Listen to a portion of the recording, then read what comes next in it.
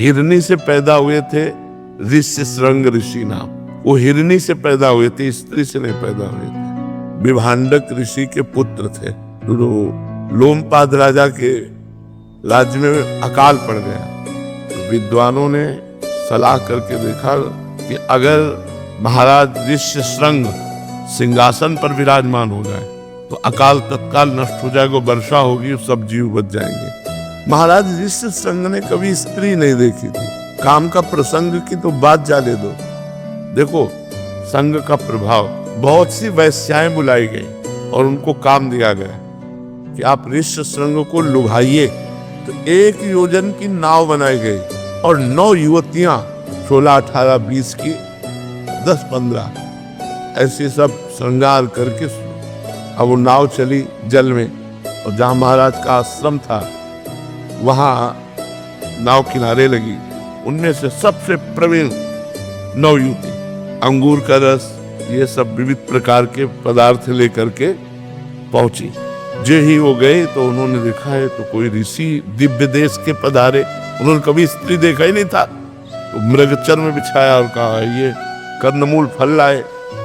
तो उनका नहीं, मैं किसी का दिया नहीं पाते, हमारे पास है, आप कहो तो आपको भी पवा दे।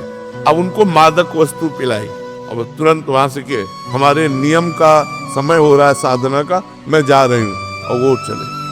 अब वो ऐसे बैठे, विभांडक ऋषि आए तो उन्होंने कहा बेटा तुम कैसे अस्वस्थ से बैठे हो? बोले पिताश्री ये पृथ्वी घूमती नजर आती है। और रोने लगे। उन्होंने कहा अब मुझे आपके गले नहीं लगना, मुझे उस ऋषि के गले लगना है जो ऋषि आए थे। तो ध्यानस्थ हुए, ध्यान में दे। अरे उन्होंने कहा बेटा ये राक्षसी प्रवृत्तियों की ऐसी चाल होती है, तुम कभी अब ऐसे ऋषि नहीं होते। कुछ नहीं समझ में आया, केवल एक बार के मिलन में। अब हफ्ता 10 दिन में फिर कंदमूल फल लेके ले गए, वही फिर आई सज धज कर वैसे।